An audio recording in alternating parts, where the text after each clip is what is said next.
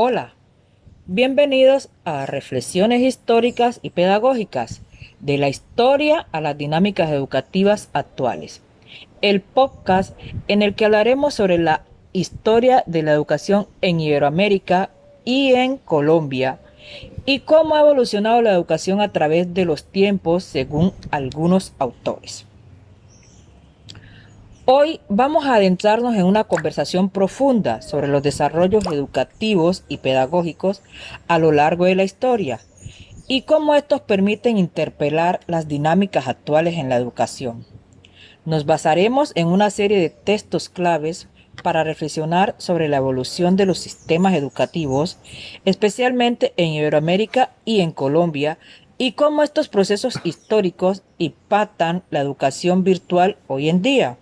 Soy Solaine Córdoba y junto con mis compañeros Nivi Saya y Robert López, estudiantes de la maestría en educación virtual, vamos a explorar estos temas con bases en las lecturas como las de Ossenbach del 2004, Pérez e Hidárraga del 2019 y Maldonado del 2008. Importante, compañeros, en este podcast no solo nos centraremos en lo que la historia de la educación nos enseña, sino también en cómo esas lecciones nos pueden ayudar a comprender mejor los retos y oportunidades que enfrentamos en educación virtual en la actualidad.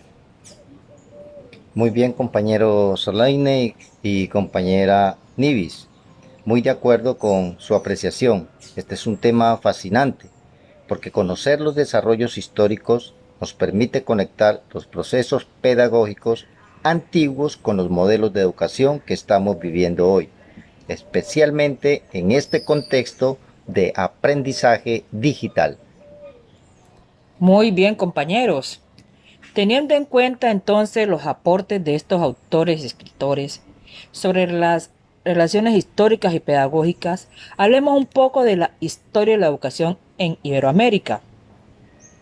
Comenzando con la historia comparada de la educación en Iberoamérica en el texto de Ossenbach, se habla sobre los avances en la historia educativa en la región. Este autor destaca cómo los sistemas educativos iberoamericanos se han construido a través de influencias coloniales, adaptaciones locales y, por supuesto, cómo los modelos europeos impactaron en nuestras prácticas educativas. Es relevante, la verdad, resaltar lo que nos habla Ossenbach en uno de sus aportes, que las dinámicas históricas de la educación en Iberoamérica no fueron homogéneas. Cada país fue forjando su propio camino, tomando elementos de modelos europeos, pero también adoptando elementos propios de las realidades locales. Esto llevó a una diversidad de enfoques que, aunque parecidos, se diferenciaban en su implementación y objetivos. Claro que sí, mi profe. En la historia de la educación en Iberoamérica, y este tema de la diversidad, como usted lo manifiesta, es crucial. Cuando pensamos en la educación virtual actual, a pesar de los avances tecnológicos, han permitido una globalización del conocimiento. Las diferencias históricas de los sistemas educativos siguen siendo evidentes. A veces, cuando vemos las políticas educativas virtuales de ciertos países, podemos rastrear esas huellas históricas que muestran cómo los contextos sociales, económicos y políticos siguen influyendo. De acuerdo, compañeros. Es muy importante lo que aquí resaltan estos autores. Nosotros vamos entonces ahorita a hablar sobre lo que es la historia de la educación en Colombia después de tener una idea o conocimiento sobre lo que fue la historia en Iberoamérica. ¿Qué podemos decir de la historia en Colombia? Siguiendo con los desarrollos históricos, uno de los aspectos más interesantes que aborda Pérez e Hidárraga en su análisis histórico descriptivo de la educación en Colombia es cómo a lo largo de la historia del país Las reformas educativas han sido clave para entender los cambios en el enfoque pedagógico y en la estructura de los sistemas de educación.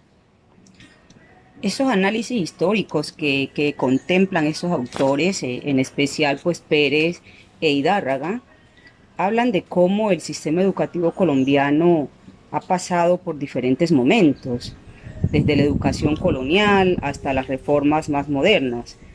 Esto como la Ley General de Educación de 1994. Esto demuestra, compañero, que en el caso de Colombia, las políticas educativas no solo se diseñan para responder las necesidades del momento, sino también están influenciadas por contextos históricos y sociales particularmente. Qué bien, compañera. Muy de acuerdo con su apreciación, especialmente en este tema de la educación en Colombia. Y una de las cosas más interesantes es cómo este análisis histórico nos permite entender las bases de las dinámicas pedagógicas actuales, especialmente la tensión entre la educación tradicional y la virtual. Si observamos el desarrollo educativo en Colombia, vemos cómo los retos de accesibilidad, calidad y equidad siguen siendo grandes desafíos, incluso en la educación virtual. Muy bien, compañero. Ahorita entonces, así las cosas, ya teniendo en cuenta los conceptos que tenemos sobre la educación en Colombia y en Iberoamérica, hablemos un poco lo que son las pedagogías críticas y la interpelación de las dinámicas actuales, que es otro aspecto fundamental en el texto de Maldonado sobre la pedagogía crítica, que nos invita a reflexionar sobre el desencanto y la acción crítica en Europa, pero también ofrece una valiosa reflexión sobre cómo esa crítica pedagógica puede trasladarse a otros contextos, como el latinoamericano y en particular el colombiano. Exactamente, compañera. Es relevante reconocer lo que Maldonado subraya, que las pedagogías críticas no solo cuestionan los sistemas tradicionales, sino también cuestionan las formas en que se han entendido la educación como un simple proceso de transmisión de conocimiento. Este enfoque se convierte en una herramienta fundamental cuando pensamos en las dinámicas actuales de la educación virtual. Es decir, compañeros, que no solo se trata de digitalizar los contenidos, sino de cuestionar qué tipo de educación estamos ofreciendo en este nuevo contexto. Claro que sí. Bueno, aquí donde surge la interpelación de las dinámicas actuales. La educación virtual, con sus oportunidades y desafíos, requiere de una mirada crítica. Si bien permite la expansión del acceso a la educación, también pone de manifiesto las desigualdades sociales y la falta de preparación de muchos sistemas educativos para adaptarse a este nuevo modelo. Correcto, compañeros. En conclusión, ¿qué podemos decir sobre estos temas que hemos tratado aquí? Que los desarrollos históricos en educación son fundamentales para entender el presente. Como hemos visto con Osenbach, Pérez e Hidárraga y Maldonado, la educación no se construye de manera aislada, sino que es el resultado del proceso histórico, sociales y políticos complejos. Exactamente, compañeros. Y esas bases históricas nos sirven no solo para entender la educación tradicional, sino también para interpelar las nuevas dinámicas, como la educación virtual que enfrenta retos similares a los que ya se discutían en el pasado. Qué bien, compañeros, llegar a esta conclusión. Me deja muy satisfecho. Y así es.